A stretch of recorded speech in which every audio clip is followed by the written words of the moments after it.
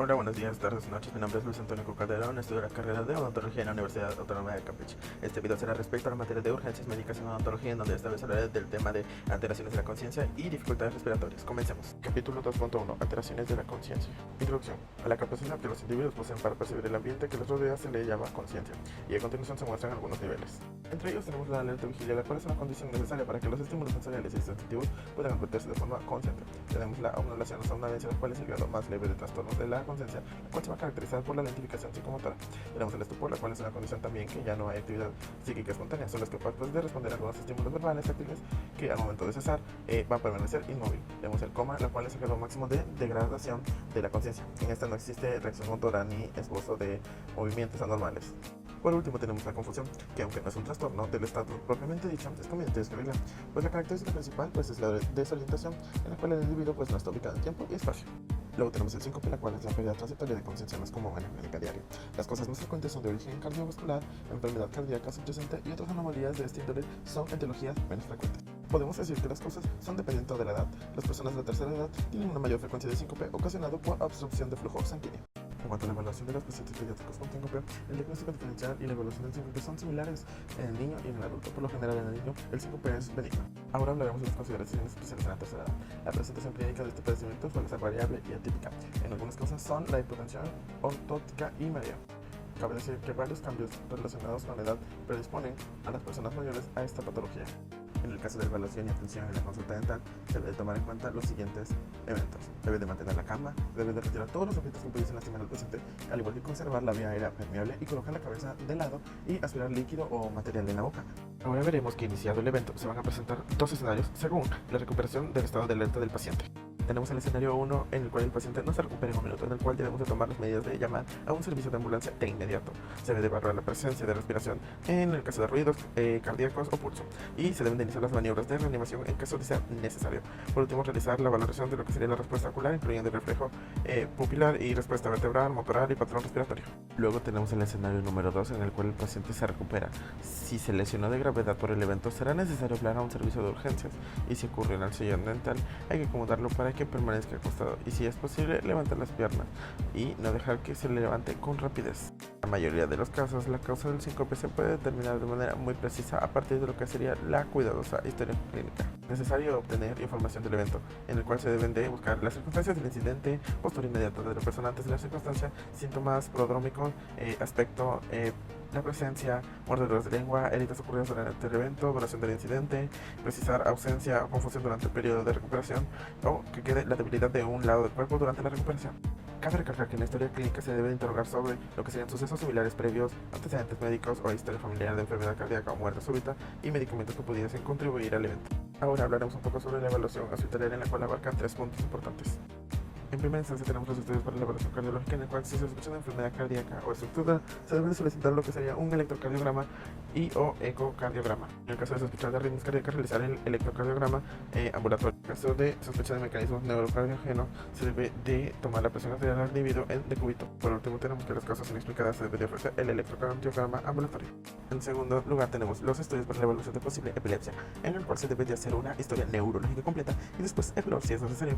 Y por último, tenemos el síncope en el paciente con evaluación normal, la ausencia de esta enfermedad cardíaca subyacente. El síncope no está asociado con el aumento en la mortalidad. En el riesgo principal está relacionado con el daño físico en enfermos con síncope recurrente. Ahora hablaremos sobre las crisis convulsivas. Bueno, en la crisis epiléptica son síntomas de disfunción cerebral que producen una descarga hipersincrónica o paroxística de grupos de neuronas hiperexcitables localizadas en la corteza cerebral. Tenemos que en la epidemiología es la enfermedad neurológica más frecuente, en la cual afecta a 50 millones de personas en el mundo. La mayor cantidad de casos se manifiestan en lo que sería la infancia y la tercera edad. Tenemos ahora lo que es la etiología, la cual tiene 3 puntos importantes, empezando por la idiopática, la cual es sin una causa definida, la cual es común que inicia antes de los 20 años, es frecuente la herencia familiar. Tenemos luego lo que es la genética, la cual a menudo se presentan problemas del desarrollo y tienen antecedentes heredofamiliares. Luego tenemos las sintomáticas, que pueden ser el síntoma clínico de otro problema orgánico, como podrían ser traumatismos, malformaciones congénitas, lesiones cerebrales, anomalías metabólicas, entre otros. Es que en la cavidad oral del paciente epiléptico, el uso de anticonvulsionantes, principalmente del grupo fenotina, puede causar algunos trastornos estomatológicos, como pueden ser hiperplasia gingival u otros trastornos como lo son glossitis migratoria benigna, paladar profundo, entre otras. Hablando del tratamiento odontológico, es importante eliminar factores que desencadenen la crisis convulsiva, como pueden ser privación del sueño, consumo de alcohol o estimulantes, deshidratación, luces o ruidos intermitentes, estrés, entre otros. Para el caso de lo que serían las recomendaciones en el tratamiento dental, es cancelarlo antes de crisis recientes, no prescribir fármacos desencadenantes, controlar ansiedad dental, entre otros.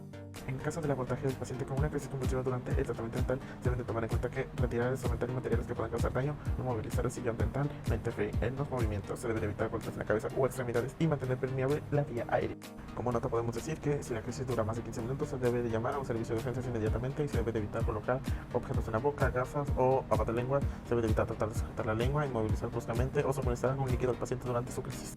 A continuación hablaremos sobre el síncope vasovagal. Puede decir que es un trastorno muy común en el cual también se conoce como síncope vasopresor o desmayo, y es un proceso en el que la mayoría de las veces es benigno y rara vez compromete la vida del individuo.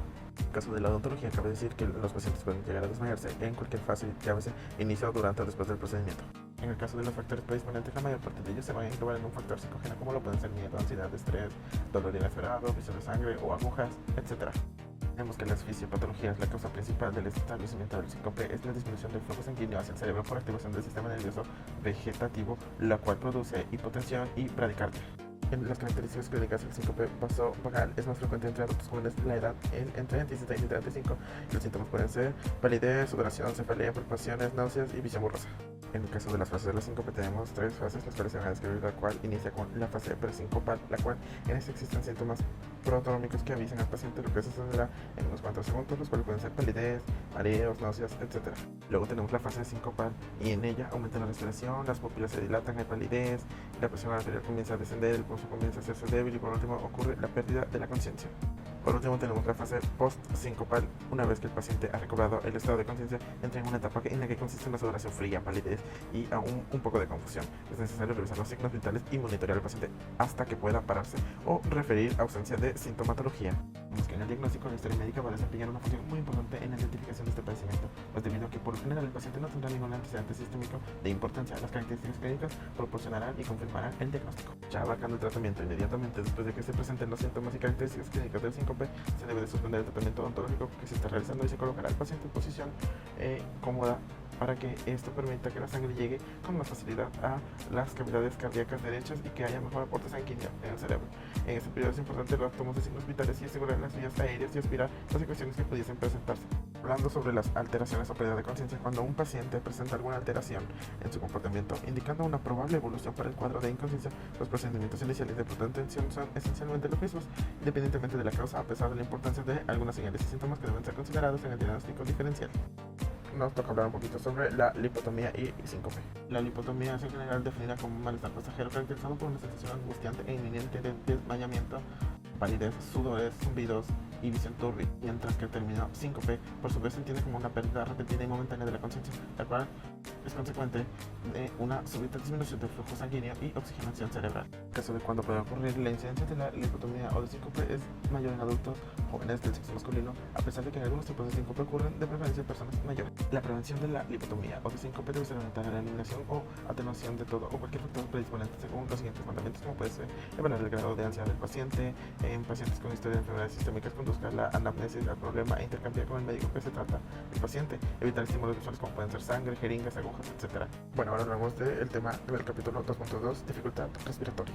Como consideraciones generales, podemos decir que en la clínica odontológica son muchas las situaciones que presentan como señales principales la dificultad respiratoria, desde el cuadro de hiperventilación más benigno hasta lo que sería el drástico episodio que caracteriza la obstrucción aguda de las vías aéreas por cuerpos extraños. En el caso de la hiperventilación, es un cuadro caracterizado por la ventilación en exceso o sea, en aumento de la cantidad de aire inspirado. Para el tema de cómo puede ocurrir, bueno, las señales y síntomas más observados en el cuadro son aumento de la frecuencia respiratoria, aumento de la profundidad de los movimientos respiratorios también, sensación de sofocamiento o aprieto en el pecho, disturbios visuales, vértigo, palpación, entre otros. Para prevenirlo, la mejor forma de prevenir la hiperventilación es reconocer el estado de ansiedad aguda del paciente mediante una escala de ansiedad en la consulta inicial. En el protocolo de atención a la hipertensión se debe interrumpir el tratamiento y de igual forma poner cómodo al paciente para comentarle que todo estará bien. Se debe utilizar el método de una bolsa de papel y repetir todos estos pasos hasta que el cuadro logre cesar.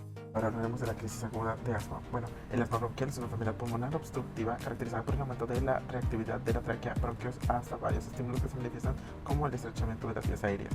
¿Cómo prevenir? A largo plazo, el objetivo primordial del tratamiento del asma bronquial es el de mantener una condición pulmonar estable lo más normal posible, lo que actualmente se consigue con el auxilio de drogas de acción prolongada. En caso de las medidas preventivas, se debe de mantener una relación de confianza con el paciente. Al momento de anestesiar se debe de prevenir molestias, se debe de anestesiar al paciente a través de un broncodilatador, entre otras que podemos observar. Tenemos que el protocolo de atención para una crisis aguda de asma es importante saber diferenciar entre una crisis de asma moderada y una severa, para lo cual se debe de interrumpir el tratamiento y se debe de remover cualquier material de la boca, se debe de intentar tranquilizar al paciente, de igual forma levantar la espalda de la silla para poner al paciente cómodo, usar el broncodilatador en spray, administrar oxígeno usando una máscara facial o cánula nasal y de no disminuir a la primera, volverlo a intentar. Bien, ahora tenemos lo que es el edema pulmonar agudo, el cual es una manifestación dramática de la latencia aguda del ventrículo izquierdo por hipotensión venosa pulmonar, provocando la formación excesiva de fluido seroso en los espacios alveolares que es acompañada de una extrema dificultad respiratoria. Ahora, el cuándo puede ocurrir, bueno, esto puede ocurrir en cualquier hora del día, siendo más común por la noche después de que el paciente ya haya adormecido por algunas horas. Otros factores que aumentan la carga sería, por ejemplo, el trabajo, el estrés físico y psicológico. Bueno, ahora tenemos cómo prevenir. En la consulta odontológica inicial, el historial médico permite la identificación del paciente portador de insuficiencia cardíaca congestiva, condiciones estas que pueden ser predisponentes al edema pulmonar agudo.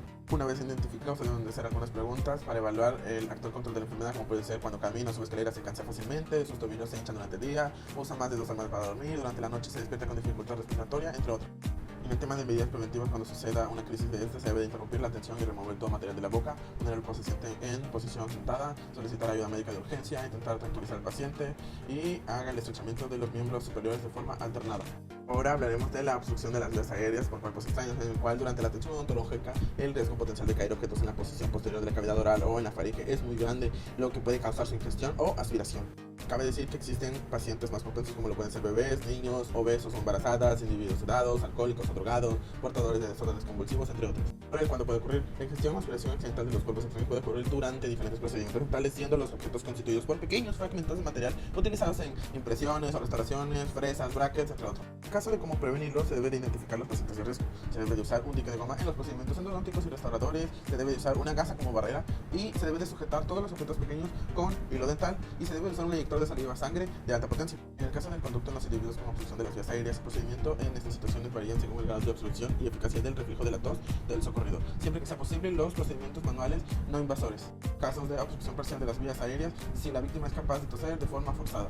A continuación tenemos los procedimientos manuales que pueden ser indicados en casos de obstrucción aguda de las vías aéreas, como son los golpes en la espalda, inspección con los dedos, compresiones manuales, los cuales entra el procedimiento famoso de Heimlich y compresiones torácicas. Ahora veremos el procedimiento de Heimlich, el cual es un procedimiento restricto a los tejidos blandos que consta de una serie de compresiones abdominales. También se recomienda en personas mayores, puesto disminuye el riesgo de fractura de las costillas que está asociado a los procedimientos de compresiones torácicas. Y a continuación veremos las situaciones. A continuación debemos de ver el caso del paciente consciente, el cual se debe posicionar por detrás de la víctima, colocar los brazos alrededor de la cintura, cierre una de las manos y con el pulgar dirigido hacia el abdomen de la víctima, posicionarla levemente sobre el ombligo y un poco abajo de la extremidad del proceso sinofóbico.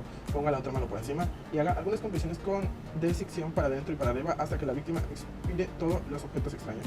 En el caso de un paciente inconsciente, se debe de colocar en posición supina al paciente, se debe de facilitar la apertura de las vías aéreas y del mentón, se debe de sentarse sobre las piernas de la persona, presiona el abdomen de la víctima haciendo fuerza para adelantar hacia arriba, evitando dirigir esa presión en sentido lateral. Haga de 6 a 10 compresiones abdominales. Ahora veremos la técnica de compresiones torácicas. En caso de un paciente consciente, se debe posicionar detrás de la víctima, ponga los brazos directamente sobre las axilas de la víctima, cierra una de las manos con el pulgar posicionado contra el abdomen de la víctima y posicionarla en el tercio medio del hueso externo.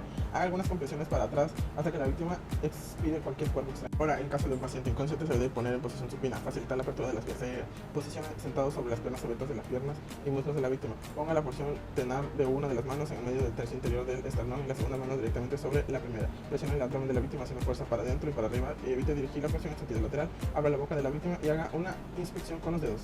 Ahora toca el tema de diagnóstico y manejo de la obstrucción de las vías aéreas. Durante el tratamiento dental hay un riesgo de que algunos objetos migren hacia la parte posterior de la cavidad oral y ocasionen daño en la faringe.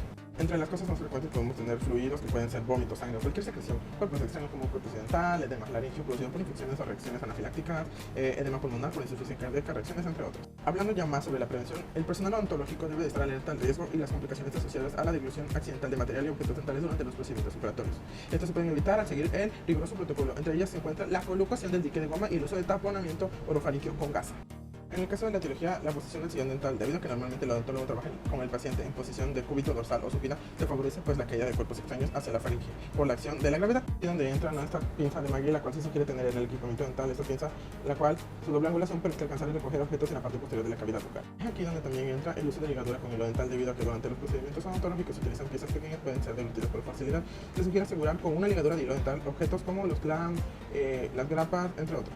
Las técnicas básicas para obtener una vía aérea. La extensión de la cabeza y elevación del método de distracción de la mandíbula son tres maniobras que incrementan la permeabilidad de la vía, por lo que en general se requiere de succión para ver mejor el campo operatorio y aspirar fluido. El tema del asma bronquial. Este es un trastorno crónico inflamatorio caracterizado por la obstrucción reversible de las vías aéreas. A continuación tenemos la clasificación y etiología. El asma extrínseca alérgica se presenta en niños y adultos jóvenes. Muchos de estos pacientes tienen componentes alérgicos. El asma intrínseca es idiopática, no alérgica, es frecuente en personas menores de 35 años, es de etiología endógena, como estrés emocional, reflujo gástrico, entre otros. El asma inducido por fármacos como ácido acetilsalicílico, antiinflamatorios no esteroides, entre otros. El asma inducida por ejercicio, el cual usualmente es en niños, aunque se desconoce su fisiopatología. Los cambios de temperatura provocan hiperactividad bronquial. Luego, por último, tenemos el asma relacionado con infecciones, en la cual se presenta como una respuesta inflamatoria a virus, bacterias, entre otros. Cabe decir en el asma que la clasificación por gravedad se va a dividir en leve intermitente, leve persistente, moderado persistente y grave persistente. Tenemos como cuadro clínico lo que sería la tos, las sibilancias, la disnea y la opresión torácica. El tratamiento se debe delimitar la exposición a los agentes precipitantes, permitir la actividad física normal, restaurar y mantener la función pulmonar normal, entre otros. Tenemos el síndrome de hiperventilación, el cual se define como un aumento de la presión arterial del oxígeno y decremento de la presión arterial del dióxido de carbono, ocasionado por el incremento de la frecuencia o profundidad de las respiraciones. Para esto, la clave está en detectar en forma oportuna y temprana la ansiedad, lo cual puede hacer a través de un cuestionamiento específico. Asimismo, se busca dar datos clínicos que orienten a un alto grado, tales como manos frías, temblorosas, sudorosas, palidez, incomodidad, entre otros. En caso de tratamiento, el primer paso consistiría en explicar el proceso de su padecimiento, sobre todo después de que se hayan demostrado los síntomas. El médico debe describir esta alteración más como un problema psiquiátrico, como una respuesta al estrés con efectos físicos patentes. Eso sería todo de mi parte. A continuación les dejaré la bibliografía. Gracias.